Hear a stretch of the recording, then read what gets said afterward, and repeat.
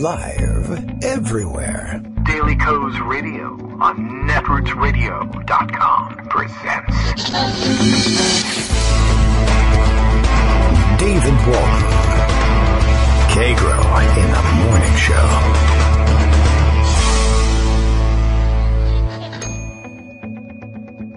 Now, here's David Waldman. Okay, hey, how you doing, everybody? I'm late. How are you? It's August 2nd, 2017, so we're going to have another couple of minutes of gap in our podcast. Reminder for the future, don't use this podcast as a rerun without alerting Justice to the fact that we're missing, like 10 minutes of the show here. A little bit of an audio hiccup this morning. The new broadcasting applications, I think, are pretty big memory hogs on startup, and the startup procedure has changed a little bit here, and the old check that I used to make sure that everything was broadcasting and working in the background is no longer applicable, I don't think, and so it's difficult to tell whether everything is up and running correctly. We just had to reboot and get everything going once again. Pretty soon we'll have our backup to the backup system all set up, and I don't know whether that will eliminate audio hiccups like this necessarily. But I think it will boost our computing power, and we won't have. It won't take us so long to reboot in the event of an emergency like this one. How are you? We're okay here at Kagro in the Morning World headquarters. Greg Dworkin standing patiently by. We thought we might lose him to jury duty, but we didn't. We lucked out. They didn't need him so much for this particular civic duty. I guess they have a lot of civic-minded people in Connecticut. That's just the way they are. Anyway, I'll signal him that we're ready to go in case he needs to get underway and say back to work now that he's not going to be on jury duty. Now that he's not going to be hanging around at the courthouse all day doing, well, we know what he would be doing if he were on jury duty. Let's bring him right in while our music is still running. Good morning, Greg. How you doing? Hey, good morning. I like hearing the music. Oh, well, our audio isn't working so well. I don't hear you. Oh, you don't? That's not a good sign. Why would that be happening? I don't know. Let's try the connection again. Boy, everything's going wrong today. Let's check in on my various apps here. Greg, are you there? I don't know. Am I? This is going to be a persistent problem, isn't it? This is not good. It was working fine the other day, the first day we had this thing up and running, right? I'm going to have to take a look at my, let's see. Look at this. All right, hang on, Greg. We'll try it again in a minute. I've got an error message here. Skype cannot be launched. Why, sure, it can be launched. One more try. Let's try it again. Okay. Call no answer. You can hear him. Oh, well, you can hear him, but I can't hear him. That's interesting. These new apps, Mr. McKittrick, after careful consideration, I've come to the conclusion that your new system sucks. Anyway, what else can I say? God damn it, I'd piss on a spark plug if I thought it would do any good. I've memorized far too much of that movie. Let's try it again, Greg, or maybe I should call you. Wouldn't that be interesting? How about if I did that? Just to spice things up a little bit. Let's see. What button would I press to do that? I'm not that adept. All right, one more try here. All right. Hi, Greg. Hey, can you hear me? Everybody can probably hear you, and I can't, so that's odd. Let me see if I can make, is there any reason for this whatsoever? I can think of none. Well, this is awful. At least I have your stories, Greg, and everyone else can hear you. I'm looking at my, Tom is probably going crazy in the background. And he can hear me, and everyone else can hear him. This is terrible. I can't make heads or tails of it. I'm looking at my audio hijack, which is not doing me any good. You're on the air. Greg, are you actually there still? I don't think you're connected. Are you? Well, no, I guess not. I guess it wouldn't make any sense. That's too bad. Everyone else can, I wish there was a way for you to do the show and then signal me when you were done. And then I could just go, I could go to breakfast. I don't know how we would actually make that work. Are the headphones on the right plug? There's only one plug. I can hear myself in them, so that's certainly working. I know you're all fascinated by this, but Well, I don't know why that wouldn't be working. That is bad news, and we will test it out off the air later on at some other point. It's not you, Greg. It's certainly me. I should not have touched anything, I'm sure. I noticed today that the way my app was, the way this particular audio application works, it's just got a little map of where the wires are supposed to go and where things are supposed to be plugged into and where the sources are coming from. And it's the Skype was off to the side in a way that was awkward, that the other applications that were feeding in weren't. And I tried to move it to just sort of even up my map of things so I could see where everything was. And maybe that somehow sent everything kablooey. I don't know. That's too bad. I was really looking forward to, well, you know what? Boy, if this is going to be a persistent problem, what if that means I can't get Joan on the air? This is something I feel like I have to be able to fix somehow, but I don't know if I can do it on the air. I don't think I can make it work. That's problematic. Well, it's an awfully depressing way of starting the show, and things are depressing enough as it is, considering how bad the news is every day and how where we're going in terms of having an idiot president that can't do anything because he's too stupid to grasp the topics at hand, and we have such important topics at hand. All right, well, we'll roll on and try and find some time to do some off-the-air repair work. This is awfully frustrating. This is supposed to be a new thing that's supposed to make everything better and more fantastic, and I'm starting to think the old system was more fun.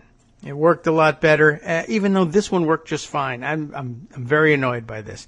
Well, we'll have to soldier on and try to be somewhat professional about this, even though it would be a mistake to call this a profession at this point.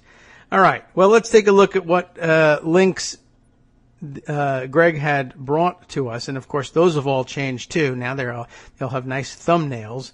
So let's see. We can scroll up to the beginning of today's collection of stories. Where can we even... Okay, here we are. Wednesday stories.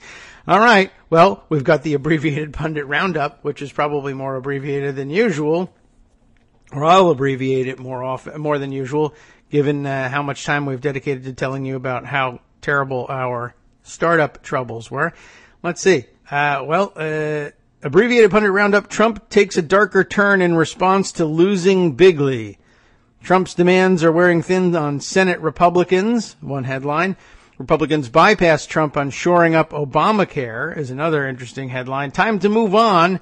GOP flouts Trump after health loss. It's not looking good for that guy. And I'm not terribly upset about that. Well, let's see. Scott Anderson, by the way, coming in with this suggestion. If we can hear and you can't, can they talk to me through a phone? Yes, that could work. I don't know if Greg would be willing to put up with that. That would mean Greg calling my cell phone and me holding that to my ear, although who knows, you know what, that probably wouldn't work. I would hear him in real time, but the broadcast is about somewhere between 10 and 15 seconds delayed, and I'm not even really sure what that would do. I guess our conversation would still be in real time, but he'd have to turn his radio all the way down so that he could, I don't know. I'm not certain if that might work. I don't know if that's something Greg would be willing to put up with. We could give it a try. If you're still hanging around, Greg, if you haven't packed up and moved on, you could, if you felt like it, call Skype. I'd connect you, and then I'd have to send you you have my cell phone number, and you could call, and we could talk on the cell phone, and I don't know what the hell would happen after that. And neither does anybody else. I have a feeling it would be an experiment in internet radio, but it couldn't be any worse than the show is right now, I suppose.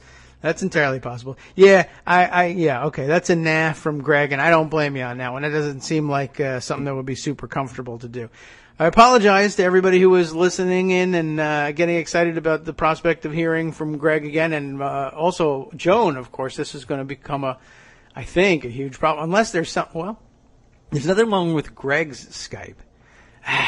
This is frustrating. Well, lots of messages of sympathy for you on Twitter, Greg. Let's see.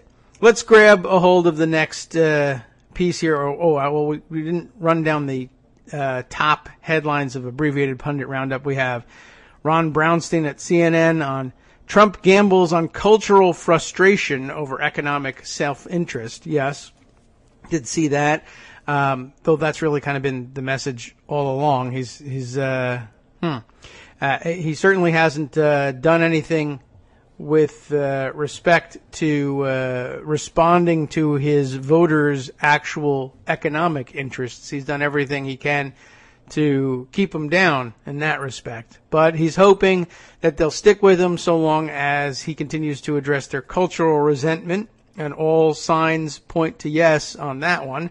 Let's see, what have we in this particular clip here? In Quinnipiac University polling this year, blue-collar whites and seniors of all races were more likely than Americans overall to support Trump's original travel ban on Muslim-majority nations, his plan to build a wall along the U.S.-Mexico border, and deportation of undocumented immigrants who have not committed a serious crime. The nonpartisan Public Religion Research Institute has found that compared to the public overall, both groups were much more likely to say the police are not unfair to African Americans. And the blue-collar whites were more likely to say transgender people should be required to use bathrooms that correspond with their gender at birth. I guess they weren't ready for the military question at that point. But with Trump still receiving very low marks from minority voters and facing historically low ratings for a Republican president among white-collar whites, he can afford hardly any defection from the blue-collar and older whites that have been his staunchest supporters, and even with increasingly unvarnished appeals to cultural anxiety, that may be exactly what Trump is courting by renouncing his campaign pledges to defend the safety net programs that now support so many of his own voters. A tweet included here, following things up here, next item, Richard Painter saying attacks on the press, repeated calls for political opponents to be prosecuted, teenage boys in uniforms listening to political rants, the Boy Scouts. Back in the news, by the way. Let's see. Trump's base is blue-collar / older / evangelical whites, Greg writes. That's all he has, and he'll do anything to keep them, short of governing responsibly and actually helping them. That's why Jeff Sessions is still there. Let's, I guess here we can take a brief side trip into Pocket, if we can get it. I assume that can open. Let's find out. Anyway, the Boy Scouts thing is back in the news, and long story short on that one, without diving into the Wall Street Journal's interview, Trump, I don't know. I don't know why he keeps doing this. He's got his own idea, I guess, about what comes out of these things. Another long-form, free-floating interview in the Oval Office with a major metropolitan newspaper. This time the Wall Street Journal got the Oval Office access, and they too, like everyone else, they have opted to simply, they've run stories, but they've run the raw transcript as well. And it's interesting. It's become a pattern. I think it's because the papers and the editors are beginning to, they're realizing that editing Trump and his commentary into shape like a normal presidency, and again, this is not normal, is either too much work or impossible, or simply doesn't capture the essence of Trump. It's important to the editors and reporters for everyone to hear what he's really like in his own words without being dressed up by editors. And it is an unmitigated disaster every single time. And it can only be the case either that his communications shop, which has changed hands like 3-4 times now, either is out to get him every time, no matter who's in charge of it, or I guess a third possibility I'll insert in the middle of these two, is that in reality, Hope Hicks has retained control of the communications strategy from start to finish, no matter who the communications director or press secretaries are, and she's trying to sabotage him, or they both, I guess, have some crazy idea that these things are helping Donald Trump. They may both suffer from the same delusion, or I guess in the end, it could be just Donald Trump suffering from this delusion and Hope Hicks just happy to go along for the ride until the money runs out. I'm not really sure. But the idea he seems to have in his head is that he does everything right and he's a perfect human being. And every time he speaks, it's fantastic and it's the most amazing thing anyone has ever heard. The Boy Scouts brought this stupid, horrible, embarrassing mess of a interview to mind because he makes mention of 10,000 different things, one of which is the Boy Scout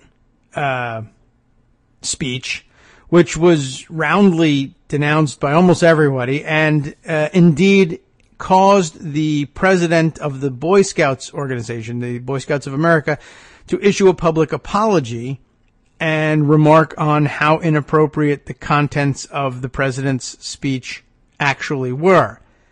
But that's not how Trump sees it.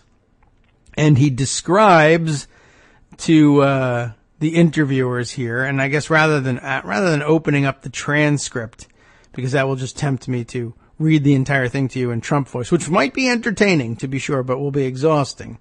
Let's see who had the best stuff on this. I would say once again, was it Daniel Dale had the best stuff, but basically he, without even trying to find the quote, I'll try and find his tweet about it so that I have something for you to click on in the summary later on. But basically he tells the interviewer that the truth is that the Boy Scouts organization, the Boy Scouts leadership, had contacted him, called him on the phone to tell him that it was the greatest speech ever given to that organization. In other words, once again, people are telling me my speech in wherever the hell it was, in Poland, was the greatest speech ever given by a president on foreign soil. Same thing here. He now says, okay. Look at this. Well, I'm informed that Wall Street Journal didn't publish the transcript. Politico did. That's true. And I think, that's actually important because I did see later on, after having read part of the transcript, I did see later on a mention on Twitter last night that, for some reason that the Wall Street Journal editors didn't run the transcript. But I mean, how does Politico get the transcript if Wall Street Journal doesn't want the transcript printed?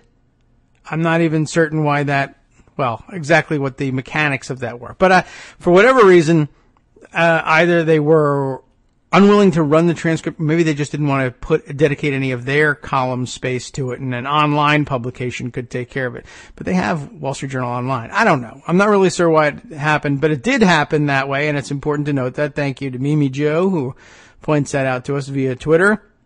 And let's see. Daniel Dale, by the way, cataloging everything else. He's got 11 false Trump claims in the excerpts that the Wall Street Journal released, a bunch more in the full transcript. Not the slightest Wall Street Journal pushback. Let me emphasize that again. I said the last time he did one of these stupid interviews, I can't believe that the reporters don't laugh or possibly vomit during the course of this thing. And I know that they're trained professionals and they're supposed to, one theory is, well, we're giving him rope to hang himself with. And another theory is they're kissing his ass because they're interested in access. And, you might question, why are you interested in access? You're not going to get any information. There was that excellent point made the other day, and I can't recall exactly who made it, but I think I can probably guess if I poke around a little bit. But my guess is that it was Jay Rosen making this point a few days back, and I think we discussed it on the air. We're in a very, very unusual situation, as you know, and we've been saying over the past couple of days. In a normal situation, and this is not normal, the truth would be that interviewing the president would be important on its face, just by definition. And interviewing the president is an important thing to do, and reporters want to do it, and they don't want to lose their access to the ability to do it because it's by definition important. Now, why was it by definition important? The president traditionally is a newsmaker. But more important than that, the president traditionally knows what's in the news, knows all about those things in the news, affects those things in the news, can direct response to those things that's in the news, and is knowledgeable in all aspects about the topics in the news. This president is knowledgeable about none of them, can make neither heads nor tails of any of them. He can affect the direction that they take, but not actually, like, intentionally. Like, he can't choose the policy direction he wants to take it and drive the story that way. He just, blurts stuff out, and things change direction as a result, but it's not because he's trying, that he's executing a plan to change the direction of things. But Jay's comments were in the context of interviewing him specifically. Well, I don't know that this is necessarily the case. This is true about everything, but the examples that we were looking at was, again, discussing the healthcare issue with the president. That was the big issue. It was pending on the floor of the Senate. And Jay was making the point that you actually cannot, not only don't you, but it's impossible for you to learn anything about the status of the bill, the contents of the bill, the policy direction of the bill, the intent of the bill, by talking to the President of the United States about the bill or anything else. He doesn't know what's in it. He doesn't understand the complexities of it. He doesn't understand the interplay between the parts of it. He wouldn't tell you if he did, and he won't stick to the subject. So it's really literally useless to interview him when the goal is getting information about something that's happening and learning to understand it from the president's perspective. The president doesn't understand anything. He doesn't have a perspective. He doesn't know anything about what he's talking about. So that's all out the window. And so the question is, what do you do as a news organization? This is a huge meta question. What do you do as a news organization if the most important interview you can secure is now worthless on a policy level, and on any other number of levels, but does it not retain value in that it reveals to the world that the president it's not even a matter of in over his head. It's just, you're not even in the same galaxy as what's going on this planet. You're out of your gourd, and you don't have the mental capacity ever, with tutoring, with just reading off of a cue card, anything, to even pretend like you're catching up. They couldn't write down the details of this policy in a way that would get you to read it off the cards verbatim and sound like you knew what you were talking about. Even if an expert was available to you to provide that text, you wouldn't do it. That's how far gone this president is mentally. You could give him all the details, and he'll start reading it, and then he'll start saying, something, ice cream, my son's a good boy, look at my daughter, I love golf, yum, ketchup. I want to use words that I'm not allowed to use anymore to describe the mental state this guy is in. And everything else that he has to do with it. Let's see. Maybe I'll divert myself here, just with some comments. Meredith pointing out here that Trump, as she refers to him as 45. 45 always communicates in a casual, non-formal conversational style, which is choppy and almost incomprehensible in print. That is true. So do I, but I flatter myself to think that I end up making a coherent point somewhere in the end. Meredith continues here. When it's organized, semi-logical, comprehensible, someone else wrote it for him. That's true. And I jump from topic to topic, and I can appreciate that style. But it also takes a certain, I don't know what, let's say, it's not clarity. I haven't got that. And I don't want to flatter myself too much to think that it has to do with depth, but maybe that's it.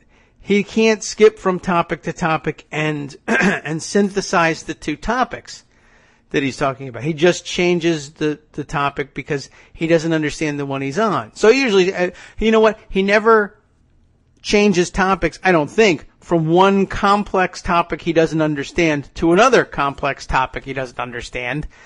Even though, I mean, it would make no sense for him to do that, obviously. It's not something I would encourage him to do. You're going to look dumb twice. But, you know, if he were driven by the thought that these are the things that the people and the journalists want to hear about traditionally, this is what they come to find out from the president, well, it would just be a disaster of a different kind then, I guess. All right.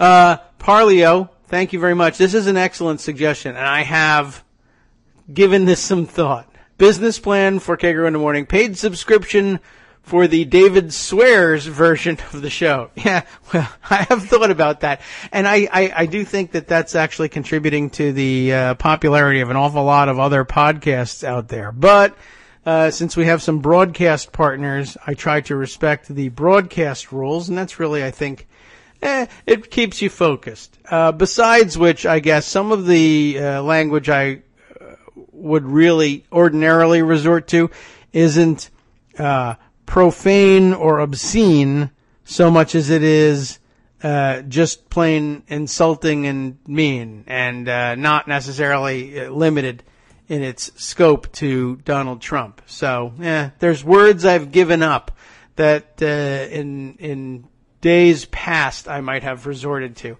but no point in hurting anybody else along the way. He's not good as a president, and that's fine.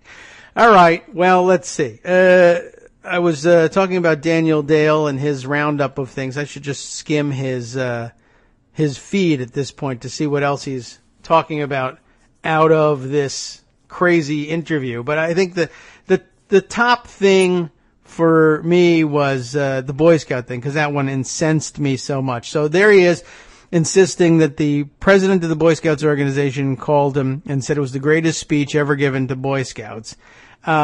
The organization has, of course, since responded. Now, first of all, they put out a written statement saying the absolute opposite. But, you know, Trump says, well, you know, okay, he doesn't even acknowledge that there was such a thing. But he says, they called me and told me this.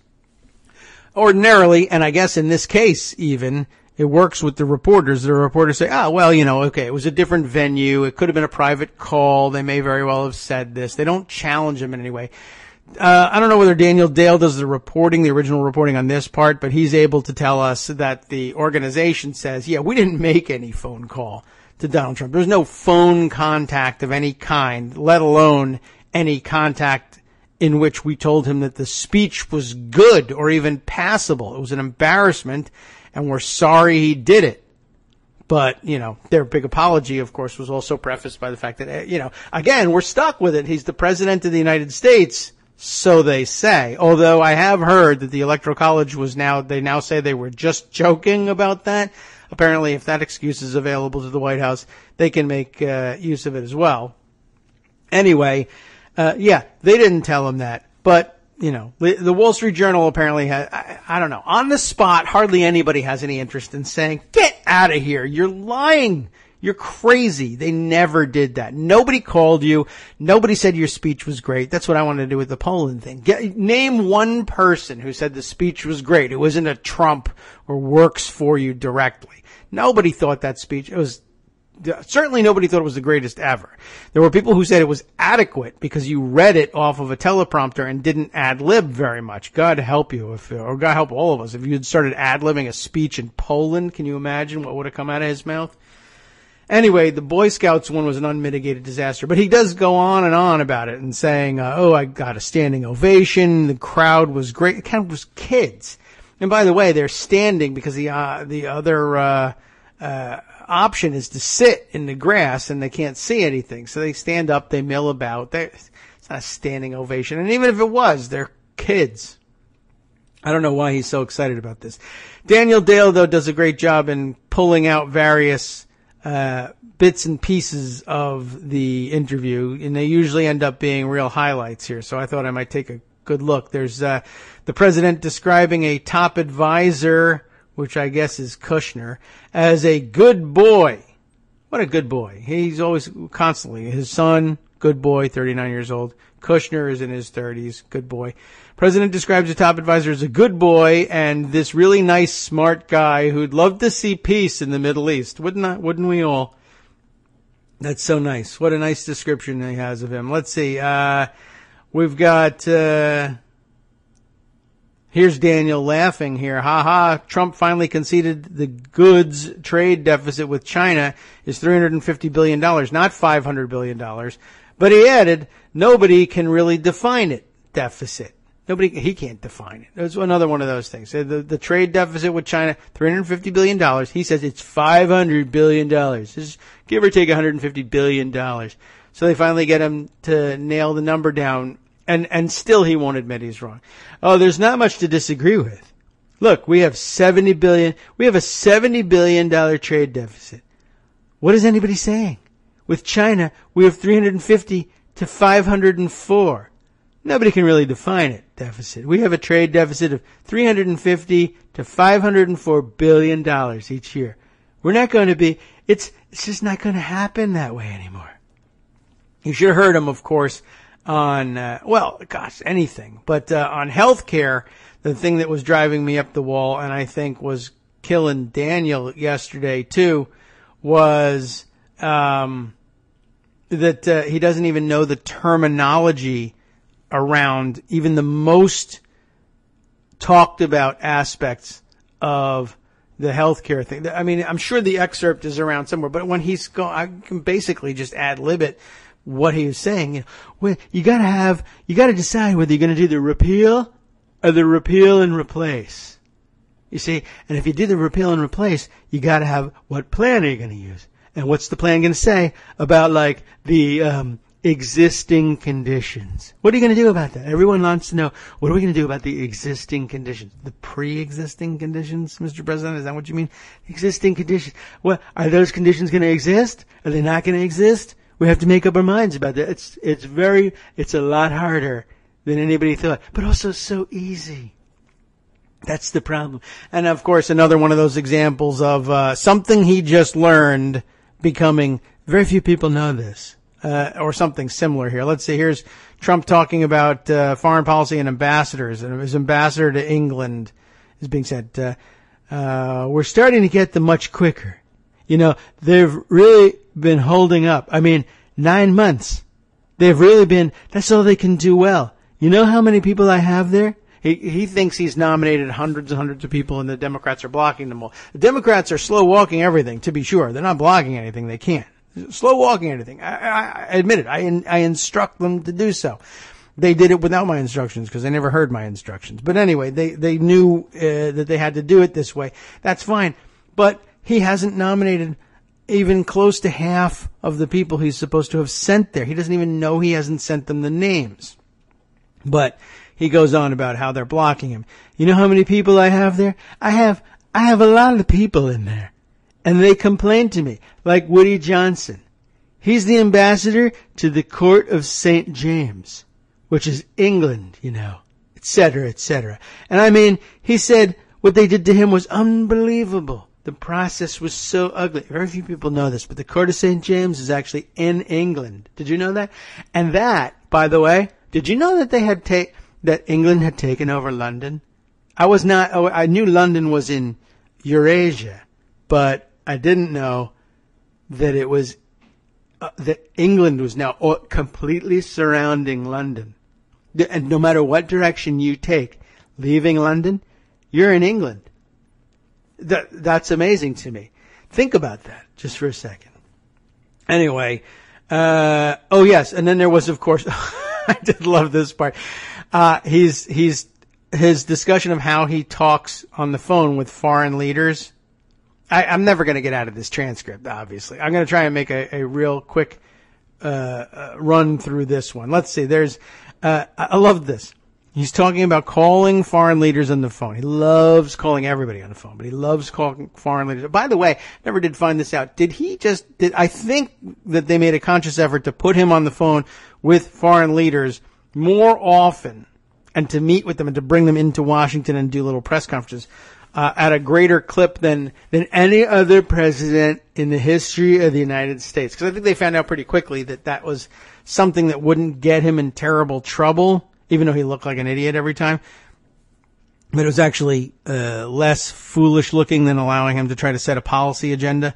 So I never did verify that. But anyway, he loves talking to them on the phone. So he says, so I'll call like major countries. That right there, I think, was really my top highlight, even more so than the Boy Scouts lie. And it is a Boy Scouts lie. And by the way, we should emphasize that again. He lied about Boy Scouts, the honest kids that raise their hands and give the little hand sign and take the oath to be honest and trustworthy and loyal and all the whole works. Lying about Boy Scouts. Holy mackerel. I mean, it just doesn't get much lower than that. Anyway, where was I? Oh yes, this was my favorite bit because it's so Trump. Like, well, Mr. President, when you confer with foreign leaders, what's that like? I'll call like major countries. I love when he does that. That's one of his favorite superlatives. Major. I just ate a major amount of ice cream, and boy, I got to tell you something. Don't go in there. Do not go in there. There's a major problem with the, let's say, the air in there where I've just been. And let's just say it's not in the woods, okay? And it's beautiful in there. It's golden. I mean, literally golden. But do not. Everything's the major. I talk to people who had like I'm talking about major companies. I'm going to give a major speech on a major topic tomorrow, major row. Everything major. I talk to major countries. All countries are major. I mean, there's big countries, there's small countries, there's countries we care about, the countries we, tend to leave off the list. But I mean, honestly, of course you talk to major. I talk to major countries. They are sovereign entities. Oh, I mean, they're all, I don't know. No, I don't talk to crap countries like Djibouti, which has a silent something in it. But let me tell you something. The booty is never silent. My booty is certainly never silent. I just told you about that. I'm lactose intolerant. I don't know if I've told anybody that. That I can tell you. I probably should not be telling you. That's another great thing he throws in there. I probably should not be telling you this, but that I can tell you. What? There was nothing in between those two things. I am lactose intolerant, but I still insist on 2 scoops of ice cream at every meal. And I don't care who knows it. Okay. I just laid a major, you could do this. This I could do for a living. I think people would pay for this. It means nothing. I'll call like major countries, and I'll be dealing with the prime minister or the president. I only deal with the top people. And that's because I'm Donald Trump, and everyone recognizes that my time is valuable. You're the President of the United States, regardless of how stupid that is. When you call, you get a line through. Do you know when I call countries, even major countries, I call, they don't even let the secretary answer the phone. The president of that country answers the phone. But no, I mean, they arrange that. They prearrange that. The guy's on the line already when you pick up. No, they find out Donald Trump is calling. And they say, nobody answer the phone. Nobody in this major country touch the phone. I'll get it. I'm the president. I'm the only one important enough to talk to Donald Trump. I think that's the way he thinks these calls go. I'll be dealing with the prime minister or the president. And I'll say, how are you doing? What about that? That's legitimate. That's actually in the transcript. I'll say, how are you doing? Wow. You'll say that? You really are. Oh, don't. And this is his. This is his interpretation of their answers. He's going to have the conversation for us. Hello? How are you doing? And now he's going to tell us what the answer is. Oh, don't know. Don't know. That's the answer. How you doing? I don't know.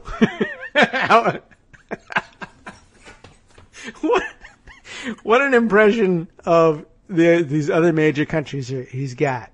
How are you doing, President of that major country? I don't know. How am I doing? But he goes on to say, oh, don't know. Not well, Mr. President. Not well. So you do know. And the answer is not well. Why are you holding out on me? No, I don't know. Not well, Mr. President. Not well. I said, well, what's the problem? Now he believes he's actually recounting a real conversation that he had with somebody from a major country. So major, he didn't even know how he was doing until he came around to realizing that he was not doing well. And I said to him, major country guy, what's the problem? Oh, GDP 9%, not well. GDP 9%, not well. Leaving aside the substance of what that's supposed to mean, and Trump tries to address that, he can't even express it. Our GDP, our growth in GDP is 9%, or negative 9%, or 9% of our GDP just fell apart, or what? GDP 9%, not well. And I'm saying to myself, here we are at like 1%, dying, and they're at 9%, and they're unhappy. So, and these are like countries, fairly large, like 300 million people. Do you know any other large, by the way, do you think he can name another country that has 300 million people in it? I don't know. Fairly large, like 300 million people. A lot of people say, well, but the United States is large. And then you call places like Malaysia, Indonesia, and you say, how many people do you have? And it's pretty amazing how many people they have. Now, I don't know whether he's meant to say, I'm constantly calling other countries. I'm like, hello, Malaysia? How many people do you have there? I only know the one that answers the phone over there who claims to be the president or prime minister or whatever it is. I don't even know what you have over there. I called Indonesia the other day. The guy answered. I was like, how are you? How many people have you got? I don't know whether he means that that's a question he asked, but I'm not even sure where he's going with this. I think he's trying to compare their problems with GDP growth to ours, and he's trying to say it seems like some of them only have 9%, are complaining about having, quote, only 9% growth in GDP, whereas we have 1% growth, and we're dying because of it.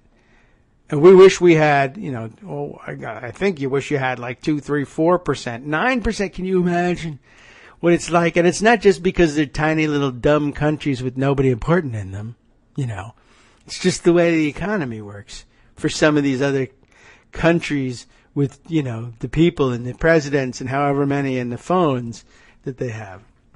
I don't know. The whole thing is bananas. I should get away from it because you could spend your lifetime analyzing this thing. But let's see. I should go back to to Skype and see what else is in this collection of nice thumbnail pictures that Greg has sent us. Let's see. There's of course was more from the abbreviated pundit roundup as well. I think I only got to like one story before I was sidetracked into the transcript. Let's see. Of course, lots more about the possibility of addressing healthcare at some point. there is, of course, the big story of the late afternoon yesterday and early morning this morning is the direction of the Department of Justice, now apparently interested in examining the affirmative action programs at, I imagine they're going to try and begin anyway by focusing on public colleges and universities. Although I'm not entirely sure that they don't believe that they have the authority to undo those policies even at private colleges and universities. But I'm not certain how far it goes. But of course, everybody aghast once again at the ability of Jeff Sessions to direct a racist agenda with whatever hand he's being dealt, even not being trusted by the president. And he surely thinks he's getting back in his good graces by bringing this up. Let's see. We also, of course, it says here, it says we could get a decision from Trump today in the roundup on whether the administration will keep paying insurers for their cost-sharing reduction subsidies to low-income individuals. That also embedded in today's, in the tweeting that is embedded likewise in the abbreviated pundit roundup. We'll have to find out what goes on here. Look who takes it on the chin if real Donald Trump, this is from Twitter, of course, delivers on his threat to stop paying CSRs. Great map from Axios, Dan Gorenstein, quoted here in the roundup. And, hey, you'll never guess where the heaviest impact is for a decision to cut off those CSRs. Well, of course, the Deep South and pretty much anywhere on the map that was pro-Trump. But no surprise to those of you who've been listening to the show and reading Daily Kos for years. Other interesting topics. Elliot Cohen in The Atlantic writing the downsides of John Kelly's ascension. Let's take a look and check in on that one. It's not a signal that the president is preparing to moderate his White House. That's never happening. It's a signal he's going to the mattresses, although everybody, including, leading the way here in the complaints about the use and misuse of the terminology going to the mattresses is Brian Beutler. I don't know whether he gives this one the star of approval or not, but let's take a look and see what gets said. As the coils of the Russia investigation grow tighter, not the coils in the mattresses. We are away from that now. They're memory foam mattresses we use these days. Besides which, they stop bullets a lot better. It's a highly appropriate thing. When are they going to switch over to that? They really missed out on a branding and product placement opportunity in The Godfather. Though the Tempur-Pedic foam, memory foam mattresses had not been invented during the time period. It would have been anachronistic, true, but really, at this stage, can you pass up the money from product placement? Anyway, as the coils of the Russia investigation grow tighter, as his failures in Congress mount, Trump reaches for what he knows, demagoguery of the rawest sort. He reaches as well for what he thinks of as his base, which includes, he believes, the military, many of whose leaders are actually quite appalled by what he represents. He has picked Kelly, not because of his political or administrative skills, but because he thinks of him as a killer. And that's in quotes. A term of praise in his lexicon, which is why he likes referring to his Secretary of Defense as Mad Dog Mattis, a nickname the former general rejects. Killer is a word he likes to do. Let me tell you something. The people in those rooms, total killers. He loves to, I remember those from the primaries and the debates. Total killers. They're not naive. I don't even remember who he was talking about.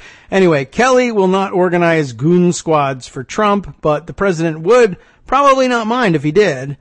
More to the point, Kelly's selection and that of a foul-mouthed financier from New York as Trump's communications director, that's now outdated, tells us not that Trump is planning on moderating his behavior, but rather on going to the mattresses. He just may have picked the wrong guy for that mission.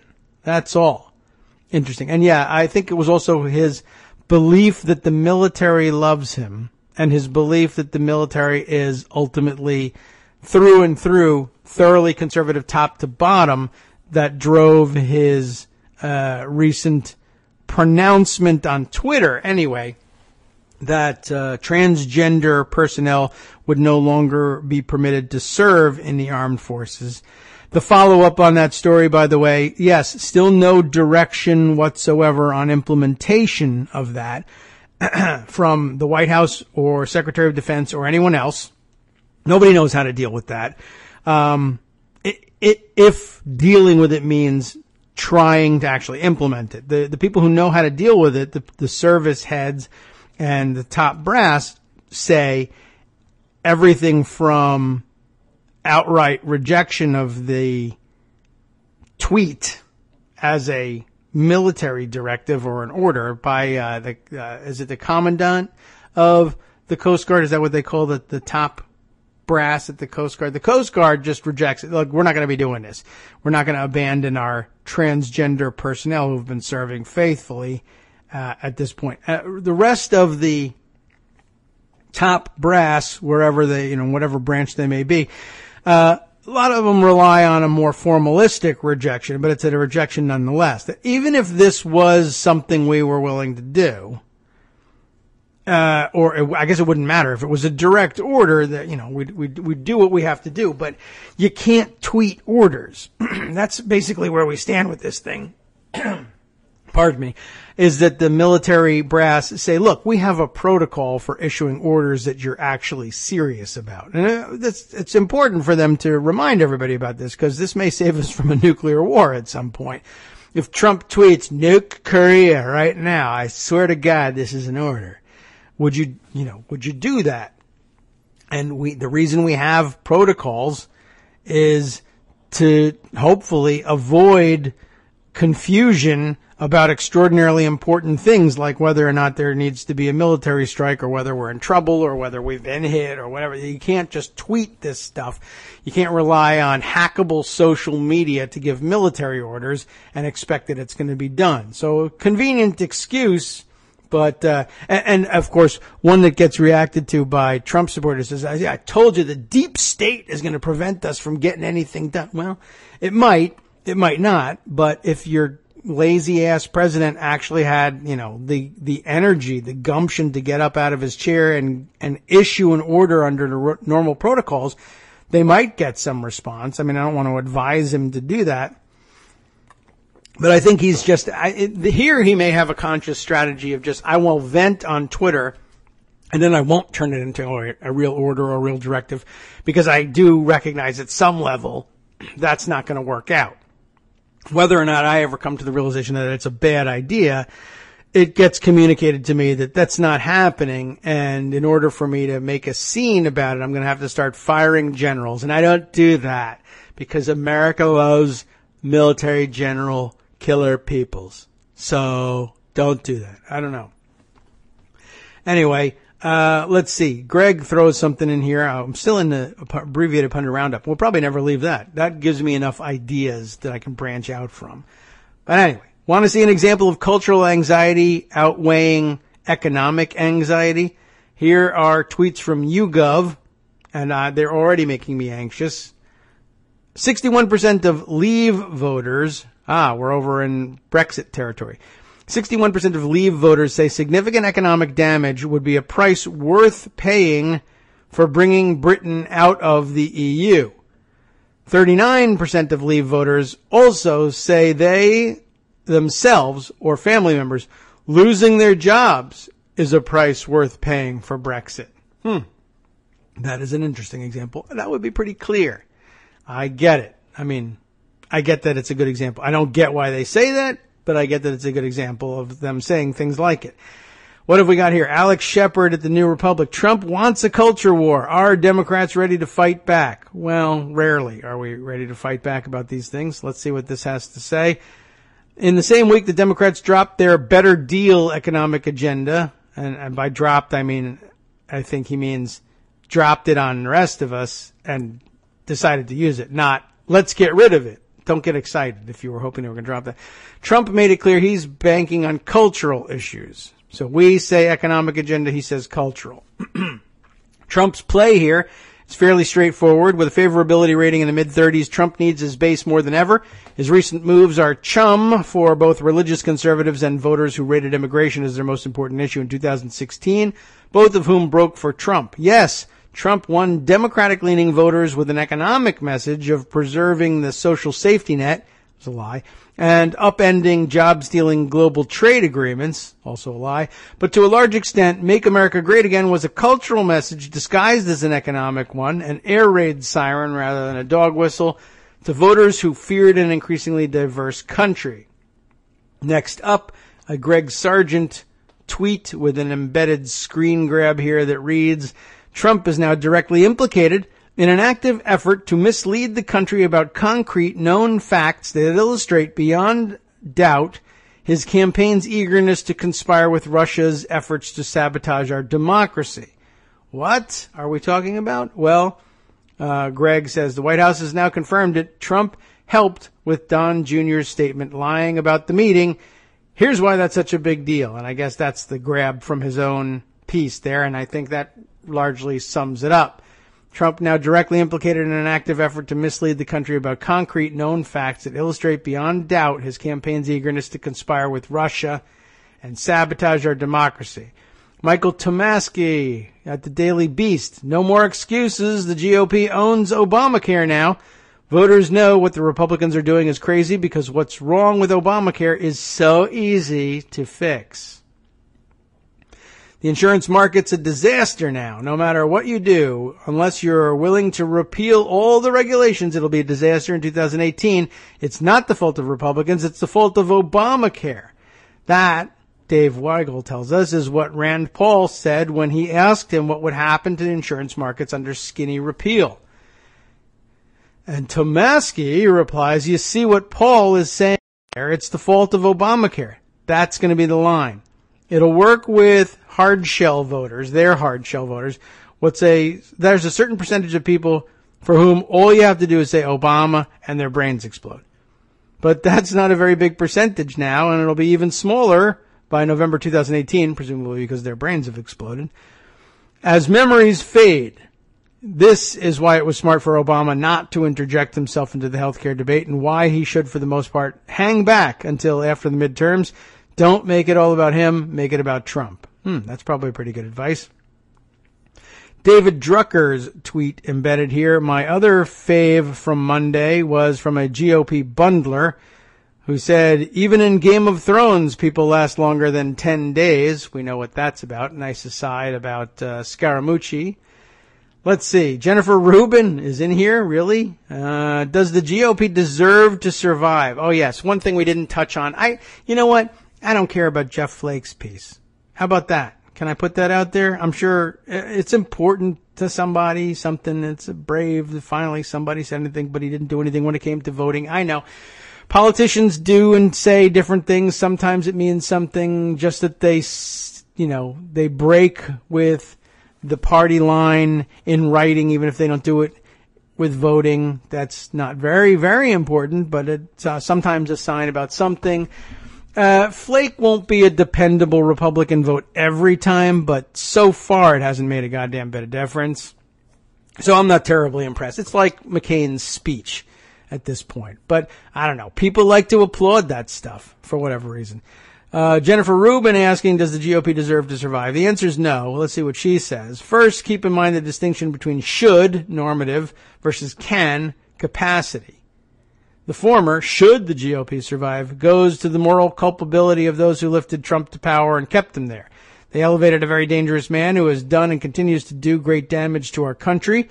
They've in essence lost legitimacy as a constructive force. The center-right cannot fully purge the stain of Trump unless it sheds or shreds the skin of the GOP. Given the enormity of the GOP's malfeasance, a new party may in fact be required. Then there's the more practical question, and I should be saying the GOP anyway, just to make it sound that much more disgusting, can the GOP survive? Given how toxic the GOP brand has become, the time and cost of rehabilitating the brand may not be worth it. Alternatively, anti-Trump Republicans might conclude that the financial, legal, and organizational burden of creating a new party with new state parties may be crippling. That's likely true. They'll want to retain the apparatus. But purging is going to be difficult. Let's see. Here's Greg says, this was one from February by a smart political scientist. Click and read the thread. I don't know if we will, but it'll alert you to the existence of the thread from Matt Glassman, who you can find on Twitter at Matt Glassman 312. I don't know if that's 312, but whatever, 312. Matt Glassman, 2 T's, 312. The thread begins, I'd like to push back a little bit on the idea that McCain et al. Are not really opposing Trump. Okay, so a defense of Jeff Flake. More pushback of that kind from Jeff Flake in Politico, not to be dismissed. I'm dismissing it. This puts him at electoral risk, which is fantastic for me. I don't really care. Anyway, but it means something, just not to me. But I'm not the audience, so it doesn't matter. That's where it's important. There are people who will take cues from Jeff Flake. If that wasn't true, he wouldn't be a senator. I don't take my cues from Jeff Flake. He can't reach me. He doesn't care. And Greg doesn't care either. So, it's okay. Don't worry about it. Flake, we note it. I'm not reading it. I'm not interested in what conclusion Jeff Flake has come to about Trump. I'm sure it's correct. Okay, great. Now go follow Jeff. If you were interested in following Jeff Flake, by all means, follow him down this path. Thank you.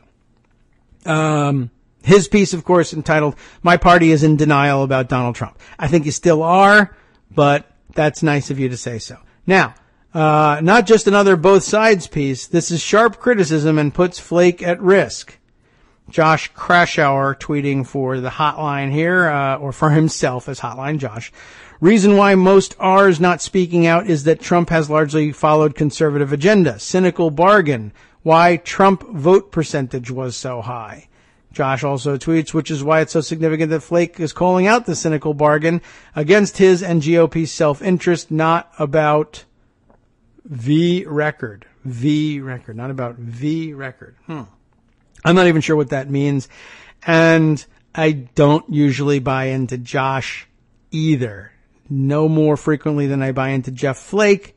But again, this is not for me.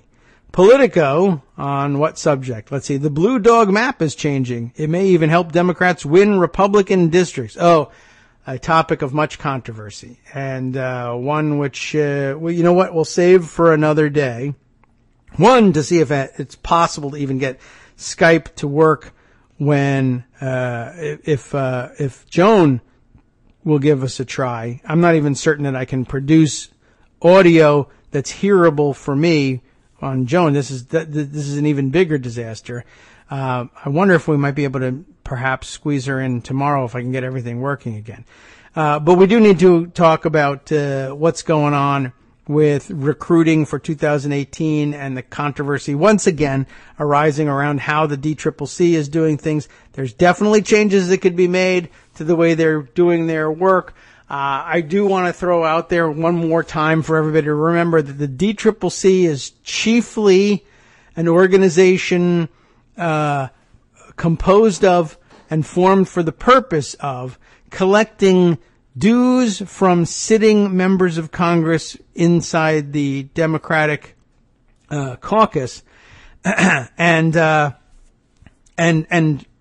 funding is largely spent to retain Democratic seats, though there is obviously always an effort to recruit to candidates and promote them to win back seats currently held by Republicans. Always a major focus, but it's also always something that they do without losing sight of their original mission, which is that it's a service organization formed by and for the benefit of sitting members of Congress in the Democratic caucus. They're interested in increasing the number of seats occupied by Democrats in Congress, not in pursuit of some overall progressive agenda as much as it is any agenda advocated by Democrats or anyone who's willing to call themselves a Democrat. They're interested in increasing the number of seats they hold because they would like to hold the majority, because they would like to be able to leverage that majority to leverage control over the legislative agenda. And that will, of course, result in some leftward shift, or maybe even some outright progressive shift in the legislative agenda. But it's not an ideological force, the DCCC. It's a pragmatic force. And so, for instance, issues like, shall we allow ourselves, or shall we even actively try to find candidates in places where we have a chance of winning away Republican seats who we think won't, who we think can win that district? And very often the thinking is, well, we'll get a conservative Democrat to run there, and then people won't be able to tell the difference between them and the Republicans, which is at heart a terrible strategy in terms of ideology, yes. In terms of whether or not you can if you're really just bottom line looking to put a D in that seat and get a vote for a Democratic speaker and take over the majority, if that's all you're interested in, then it's going to work. And quite honestly, very often a lot of the Democrats in the House are chiefly interested in that. If you can get a fantastic progressive, there are, of course, fantastic progressives who are members of the Democratic caucus who will be very happy about that. If you can't get a fantastic progressive, there are some who say, I'd rather remain in the minority, and others who say, I'd rather, compromise a little bit and get the majority. The truth of the matter is, pragmatically speaking, you'd rather have the majority. Now, it does not mean that is solid strategy for the base. But then again, we have two different audiences here. Just as Jeff Flake's article may be important, it's not aimed at me. I don't care. I'm never going to believe Jeff Flake about anything he says. To the extent that he says something that's helpful to my agenda, I say, thanks, Jeff Flake, but I don't like you and I don't believe you. I'd be cynically willing to accept your criticism for the sake of using it as a bludgeon against other Republicans. To the extent that you're willing to do that, thank you. Whether I really believe it's a super brave thing to do or not, I don't know. I don't think you'd be doing it if you didn't think you could make political hay out of it. That's the kind of person you are. So fine. Sometimes that's enough. And let him make political hay out of it if he's going to continue to provide us with material like that. But that's all it is. Similarly, if all we're after here is D's in those seats to seize control of the agenda and put Nancy Pelosi, let's say, back in the speakership, well, is it a cynical bargain? Yeah, it is. Does it work out okay? Typically, yeah, because Nancy Pelosi is, relatively speaking, quite progressive. Now, there are people who are on this audience who are considerably more progressive or considerably more left-leaning or in fact outright socialist, as we have. It's become extraordinarily popular to identify as a socialist or democratic socialist now, which I think is a good thing, generally speaking. But they're not going to be necessarily very happy with Nancy Pelosi. They're to her left, but it's just you can't always get what you want situation. But the real trouble is, of course, we might as well begin to discuss it, that the issue at the center of all of this is abortion, one on which there should, ideologically speaking, be no daylight between the ranks here. And it's important, really, that we do close ranks on these things when it comes policy making time. And, of course, the best guarantee that will happen is if you don't back putting anti-choice Democrats within your ranks so that you have difficulty later on. Yes, absolutely true. I'll exit the conversation this way because this takes more than a day to address the complexities of the politics of how to get around to the right answer policy-wise on this issue. But I'll say this. It hurts when you find yourself, even if you don't have it. It hurts worse if you don't have to. And there's a good argument that in some places you don't have to. It hurts when you find that you have attached the Democratic brand to something that typically stands in such staunch opposition to important policy and important constituencies within the party. And it's very difficult to reconcile. And, Joan's going to make an attempt here. Let's see if we can get her on the air and hear her voice. Okay. Now, Joan, whoops, I hit the wrong button there. Try it again. Oh, boy. All right. Well, let's see. Try that again. And we'll see whether we are able to get you on the air here or not. Just in time to rescue me from this topic, or at least maybe. Let's find out. All right. Let's see. Joan, we'll find out if anybody else can hear you. I'm betting I can't. How are you? I can hear you. Can you hear me? I can't. And now everybody else is finding out how well you're doing. Yeah, this is clearly going to be an issue for the day that I'm not going to be able to repair until I get back off the air. I'm really All right, sorry. since he And broke I'm doubly for sorry it, because I I would will like tell very much to take a break. listeners that I'll and try turn to come things back over to you, tomorrow. Joan. I just don't think we're going to be able to make it work. This is a serious disappointment. Well, we'll give it another try, and I'll, at the risk of talking over you, because I can't tell, somebody should tweet to me, am I talking over Joan right now? Well, if there's any possibility that I can get this thing repaired, would you be able to come by, even just for a brief visit, tomorrow or Friday? I'll ask you, and I'll wait for your answer. Is it I'll over do yet? my best to come back tomorrow. I'll take that as a yes. I'm really sorry, Joan. I'm gonna disconnect now, just because I imagine this is rather disorienting for everybody in the audience, unless it's just me talking. I didn't even have to disconnect. She did it herself. I can't even bring myself to hang up on her. That's how sad I am about not being able to make this work. I apologize, Joan. That probably sounded horrible. And Justice says she'll try. Linus says he can hear me and Joan. I'm sure it's working. Something's wrong with my setup. I've done something that I shouldn't have. And all right, I talked over Joan about 10 seconds ago. She says she'll come back tomorrow. I'm sorry. I should have realized. I should have just said from the outset that there's no reason to believe this is going to work. And to avoid the poor optics of having a guest call in and talking all over them, I will just say it's not going to work. Okay. Thank you for understanding, Joan. Imagine someone I feel like Trump. I have no understanding whatsoever about how people feel about this. I'm just blasting my mouth hole at you and saying, come back tomorrow. And people are saying, yes, okay. This is terrific. I should run for president. Very sad. Anyway, yes, I'll extricate myself from the discussion about the DCCC by just making my original point. It's a service club for members.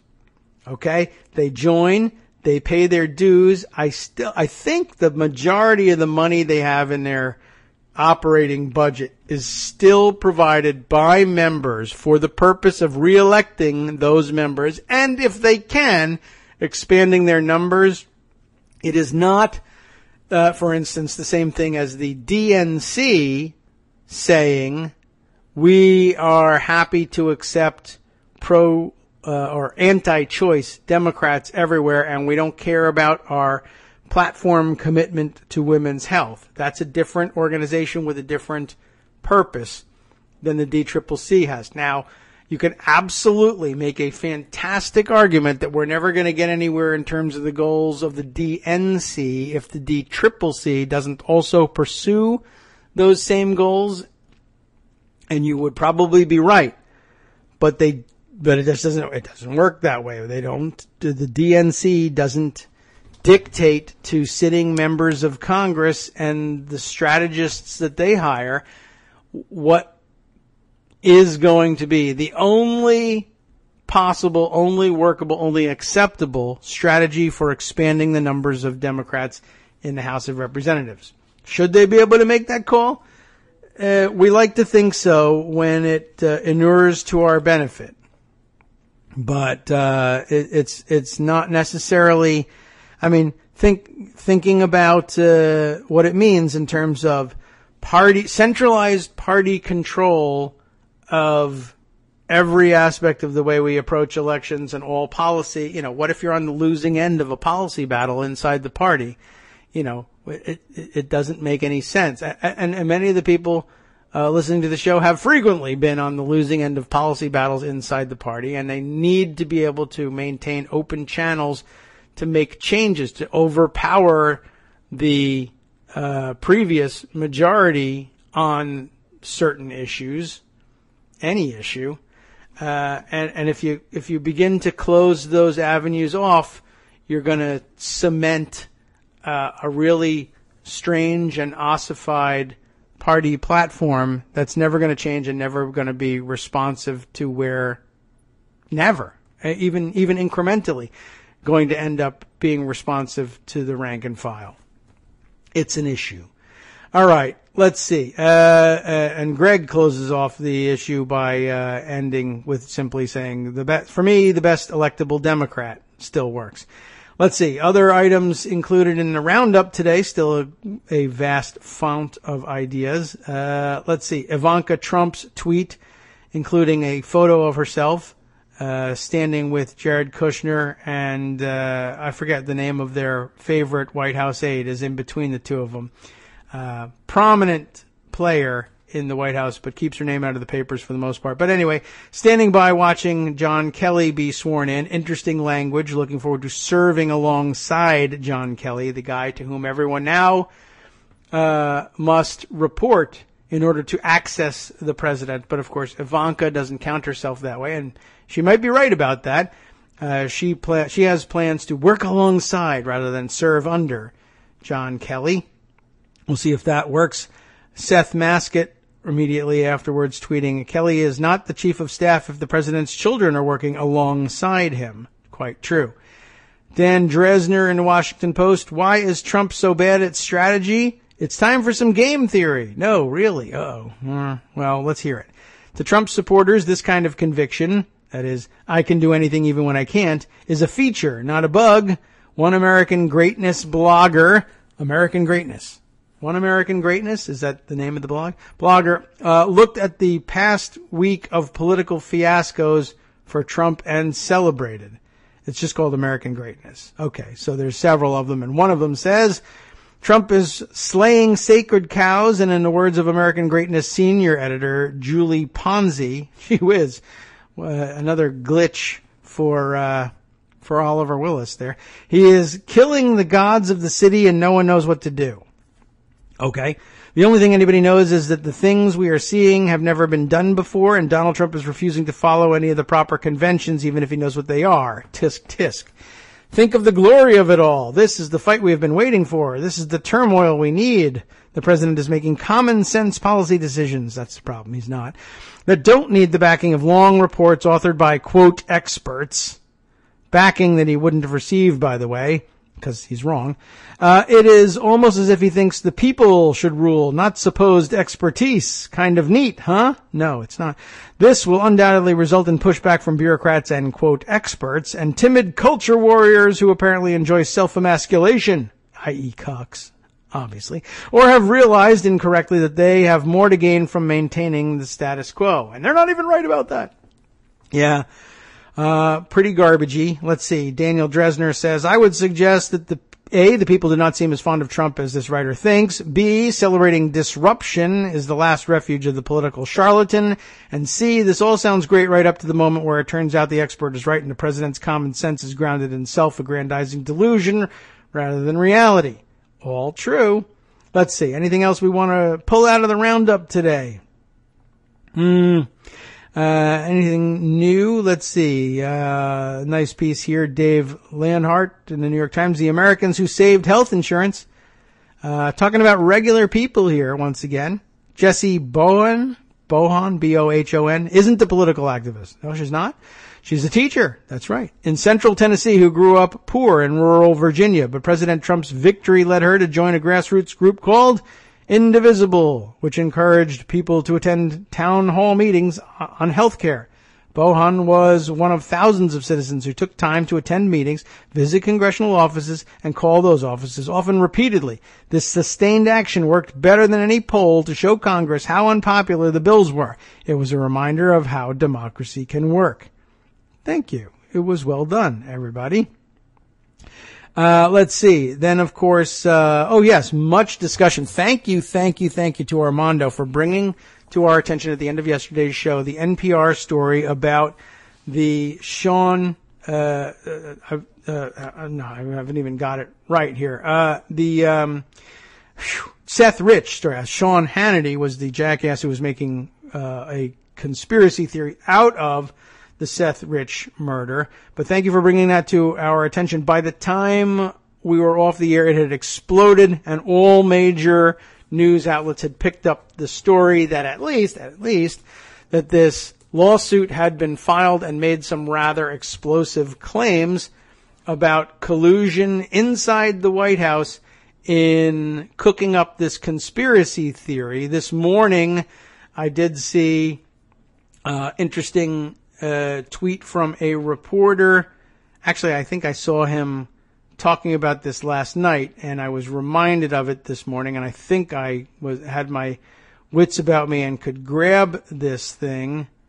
Yes, here we are. In addition to bringing in this wacky Butowski guy to try and weave together with people in the White House, Sean Spicer, in fact, in the White House to try to weave together this strange conspiracy narrative. Andrew Feinberg, who is, let's see, was it him? Yes. Andrew Feinberg is currently managing editor of Broadband Census and a former reporter for Sputnik, as well as having done stints at The Hill and elsewhere. But Sputnik, obviously one of those Russian outlets that, like RT, for a while was able to enjoy just sort of, outside the inner circle of journalism, obviously, but sort of normalized status among American media outlets. And even though RT and Sputnik later were quickly identified as having Russian ownership, it took, in the main, a long time for people to come around to the realization that they really were, one, Russian propaganda-driven outlets. Though RT made a good show of it for a while, of mixing in news that could easily be mistaken for American liberal or progressive viewpoints. I mean, it was, they were critical of George W. Bush, and that made it somewhat, I think back were they around when he was in office? I think so. That's probably about when they launched. But then throughout the Obama administration, they sort of only gradually increased their criticism of the Obama administration in ways that were not necessarily easily distinguished from mainstream liberal and progressive criticism of Obama. And it took a while to come around to the realization that, one, that they really were having their agenda driven from Russia as opposed to being a sort of bridge to Russia. And likewise, it took a long time for people to come around to the realization that Russia still had divergent interests that were extremely important to them, and that they might begin to defend them aggressively and press them aggressively in the United States, even though, very wisely, I think, they took the tack of trying to do so by sort of sidling up to the issues, as opposed to just making a frontal assault on the United States. They tried to drive doubts in the minds of Americans very subtly, and drive wedges between American political leadership and American voters in general, the rank and file. It's very sophisticated in its approach, and it took a while to realize what they were doing. Sputnik, I think, was found out a lot quicker. They just didn't exist for as long, I don't think. Anyway, Feinberg here notes it wasn't just Butowski, however he pronounces it, who wanted this false story, this Seth Davis story. But where were we here when we picked this up originally? Seth Rich, I'm sorry. I don't know why I keep going to the wrong name for this, but it wasn't just Butowski who wanted this story full story push. Sputnik wanted me to ask the White House about it and fired me when I refused. That's a pretty interesting story right there.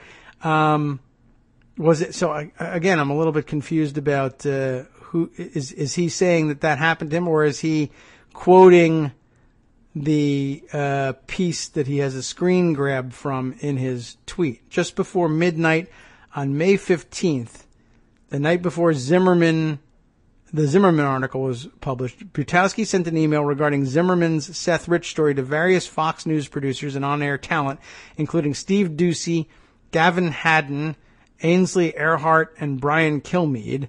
The email reads in part, if you have any questions about the story or more information is needed, call me, gives the phone number. I'm actually the one who's been putting this together, but as you know, I kept my name out of things because I have no credibility. One of the big conclusions we need to draw from this is that the Russians did not hack our computer systems and steal emails, and there was no collusion like Trump with the Russians. At approximately the same time, Butowski sent a text message to Mr. Wheeler, I guess is the guy who thinks he has no credibility, and people have said that to me, that reads in part, the narrative of the interviews you might use is that your and Malia's work proved that the Russians didn't hack into the DNC and steal the emails and impact our election. Next morning, Butowski sent text messages to Wheeler that read in part, if you can, try to highlight this puts the Russian hacking story to rest. Just reflecting, we need to emphasize the FBI has a report that has been suppressed that shows that Seth Rich did this. With Comey recently being fired, this will gain a lot of attention, and it's true. The above and stating that the Russian hacking narrative of stealing the records from the DNC is officially dead. Well, that didn't appear to work.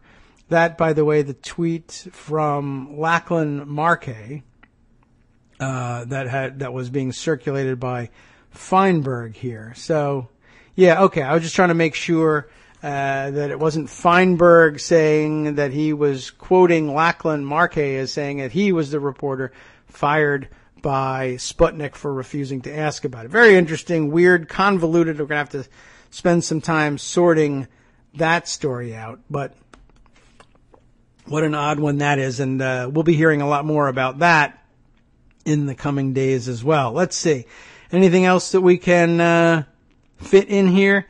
Nothing else that we can fit, but some other good stories that I will save for a day when we have things prepared and Greg can begin to tell us about them. What do we have in pocket that's worth sharing? Let's see. A quick roundup of things I grabbed this morning. Matt Ortega on Twitter this morning, quoting Justin Hendricks.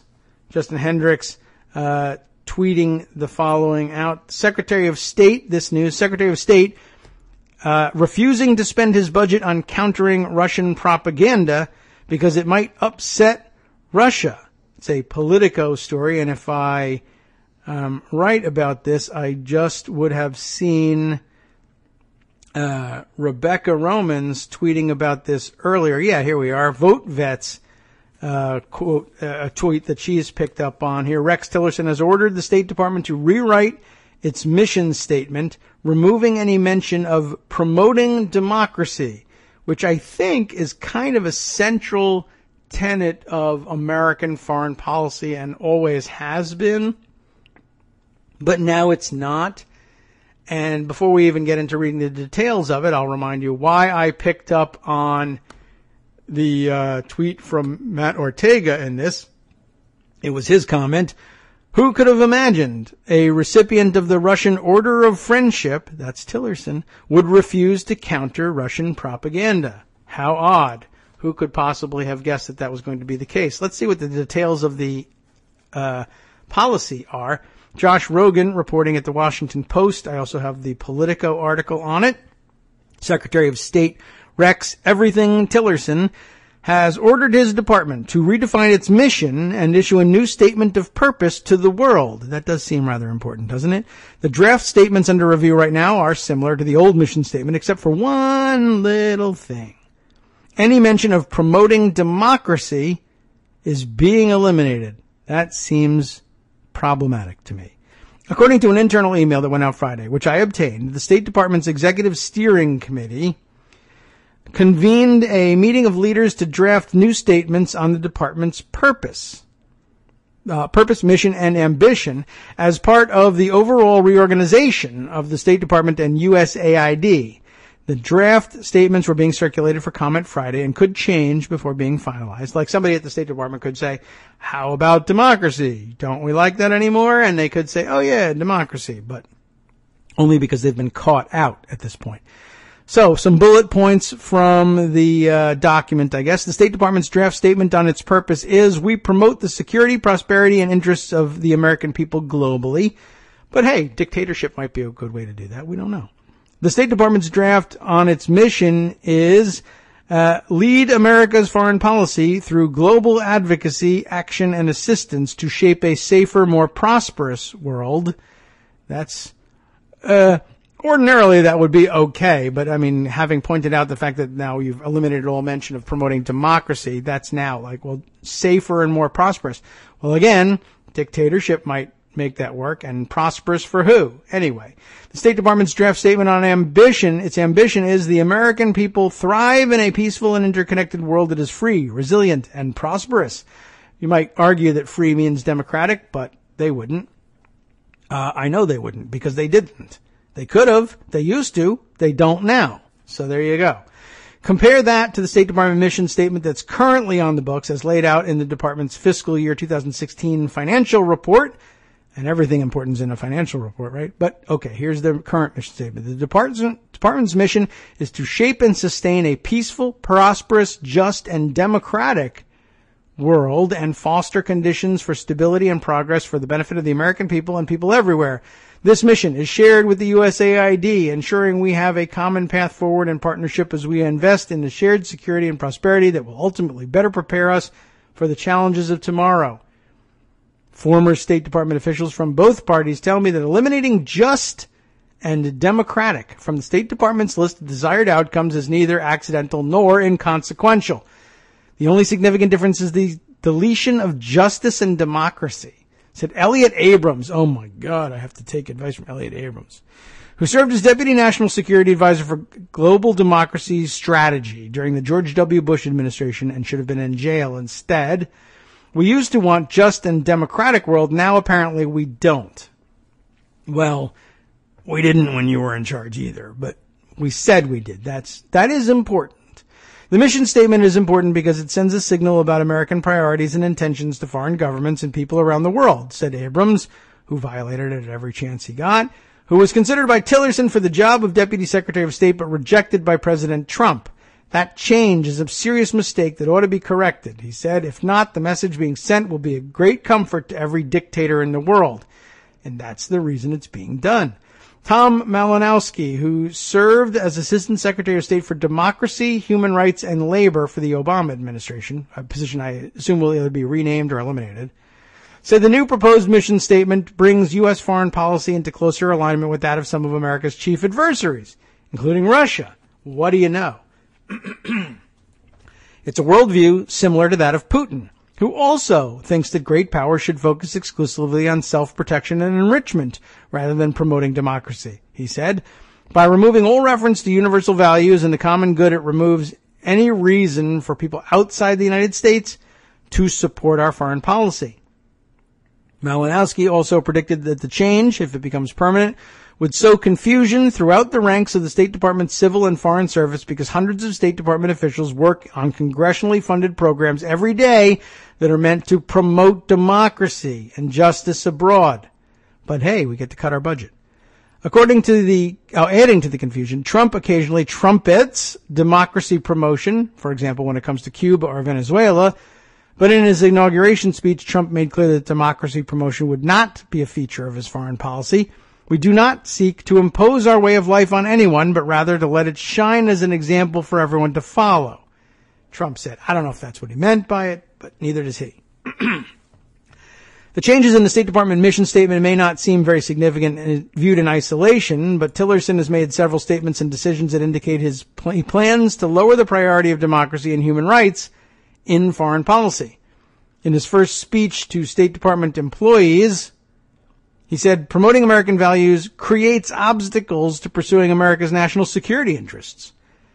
In March, he broke tradition by declining to appear personally to unveil the State Department's annual human rights report.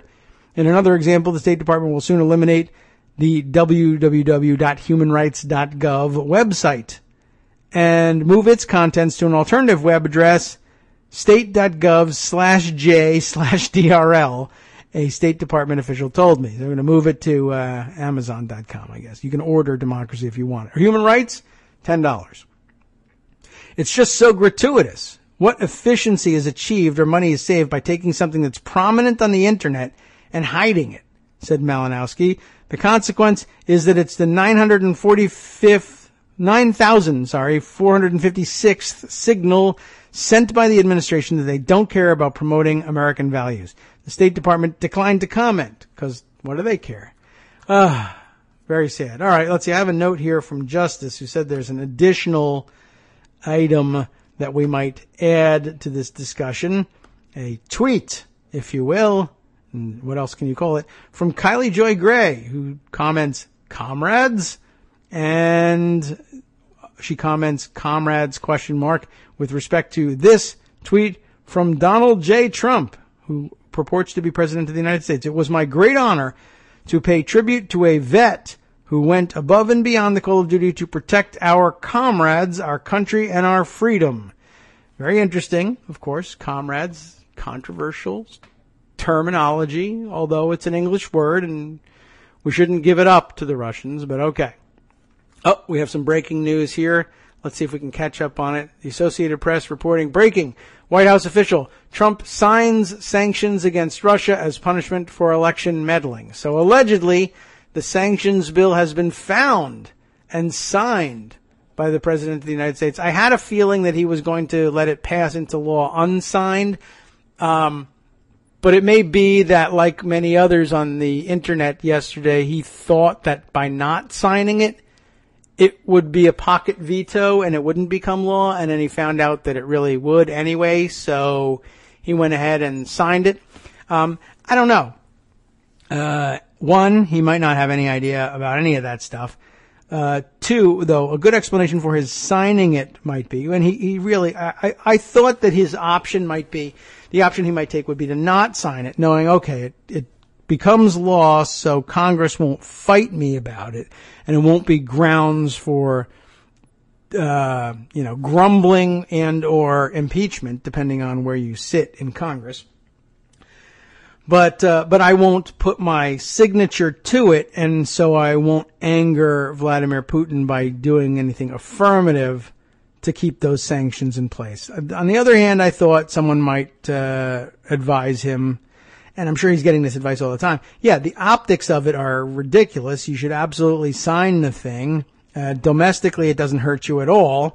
And even in terms of foreign policy, it's not going to make any difference whether you sign it or not. It's going to be law. And B, Putin knows what you do and don't have to do in order to maintain your position here. You could try to explain it to him, or maybe he just doesn't want to hear anything from you at all. Or a third explanation is that by signing the thing, Trump gives himself, or rather his staff of would-be do-it-yourself lawyers, the opportunity to formulate for him a signing statement. I think we'll see a lot of the return of the signing statement during the Trump administration. It didn't go away during the Obama administration. There are some real doozies out there from the Obama administration, no doubt about it. But I think we'll start to see them approach George W. Bush levels again in terms of their just flat denial of the plain meaning of the law being signed. And again, there are definitely examples you can find of the Obama administration doing that. But I do think that they'll be different in kind, in scope, in magnitude again. And in all likelihood, Trump will take them above and beyond even what George W. Bush did with them. Though I did hold out the possibility yesterday, since apparently it's a feature to his supporters to break every single norm, I thought that he might try to issue what I would suppose would be our first signature-less signing statement, that he would issue a signing statement type document. I don't know what he would call it, statement of the, administration's position or whatever, but having not signed, it's a little awkward to not also sign it and say, but I have these reservations. But I would have thought Trump might actually try to go that way. It may be that he was advised that it's better to simply confront the thing, give the optics that you're supposed to give of being in charge of the United States instead of enthralled to Russia, and just issue a signing statement that says, by the way, I think this impinges on important presidential prerogatives in the execution of foreign policy, and I reserve the right to not do any of the things and not honor any of the provisions as necessary. I haven't seen any word about that being issued yet, but I would look for that in the very near future. And it may be, though, I also wouldn't be surprised if they tried to hide the ball on this.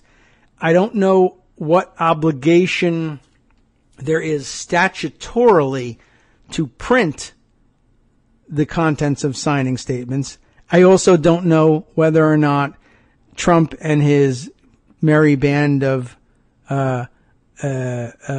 would-be attorneys think that it's something that they can simply defy. I do know that it's legal doctrine, it's judicial doctrine anyway, to insist on the publication of these things in order for them to be enforceable in any way. In other words, if someone were to sue for the enforcement of the law because the president was pursuant to his signing statement or purported signing statement not enforcing the law as written, when the administration came to court to say, well, our position is spelled out quite clearly in our signing statement, the courts are going to say it's the publication of executive orders, signing statements, and the like that give them their efficacy. That's how we determine their, what's analogous to their enactment when you're talking about statute.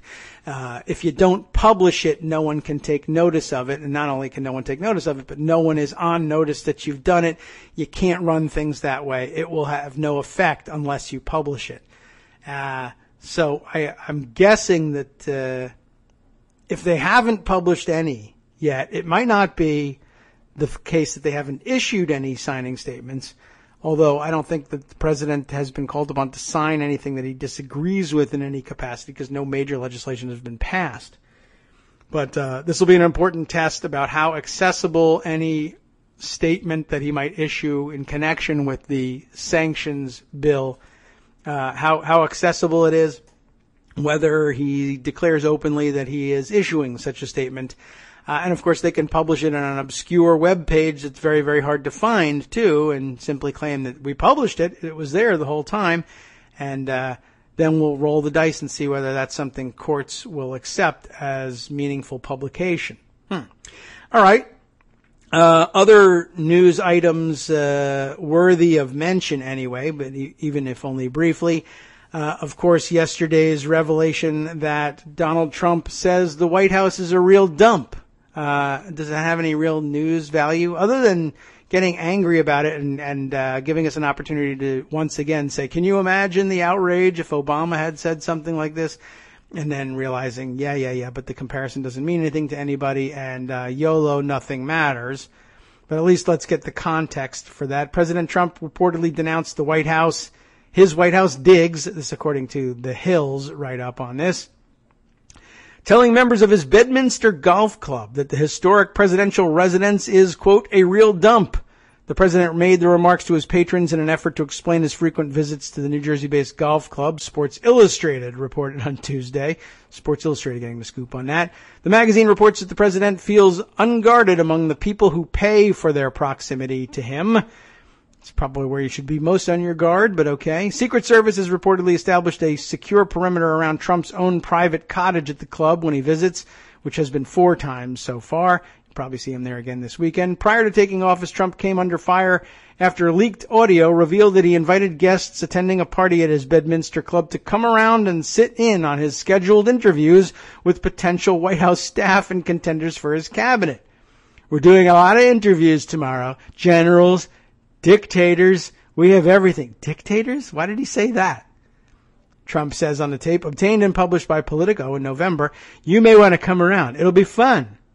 We're really working tomorrow. We have meetings every 15, 20 minutes with different people that will form our government.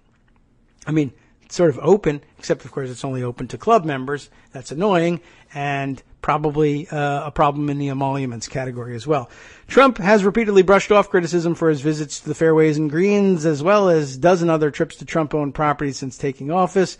Every president since John Adams, the second president of the United States, has resided at 1600 Pennsylvania Avenue. And he does the same, so we can't criticize him for that. It's just, what kind of a jackass do you have to be to say that the place is a dump?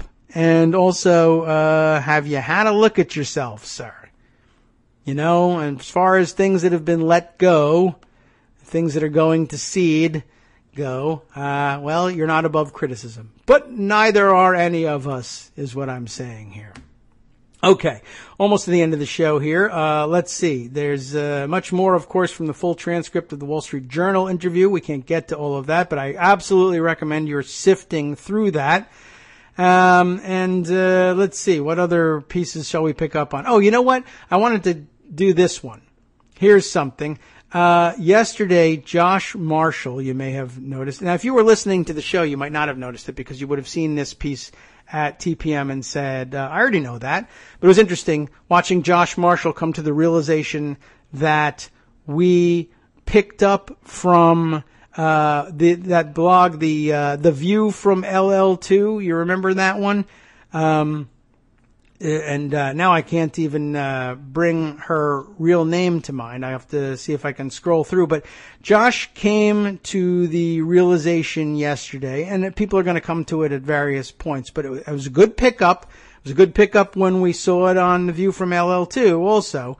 But good pickup from Josh, who undoubtedly had missed it before, but it was worth pointing out that we had it from this other blog 10 days ago. But he comes to the realization that the timeline on the inclusion of the so-called Russian adoptions issue is highly suspicious, right? He lays it out this way and tweeted around one of his illuminated manuscripts saying the timeline does not look good, noticing that on July 7th, or thereabouts, Trump and his advisors begin discussing how to respond to inquiries about Don Jr.'s June 2016 meeting.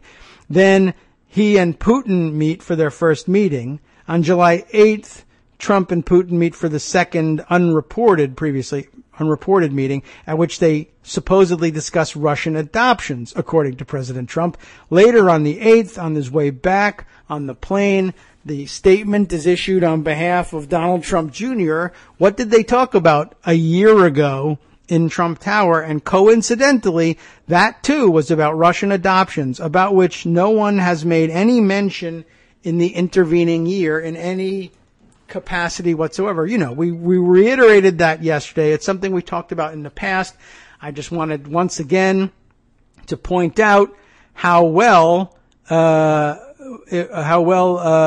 View from LL2, Susan Simpson, that is her real name, did in recognizing this 10 days ago. She brought it up, and we discussed it on the Kagro in the Morning show of July 24th.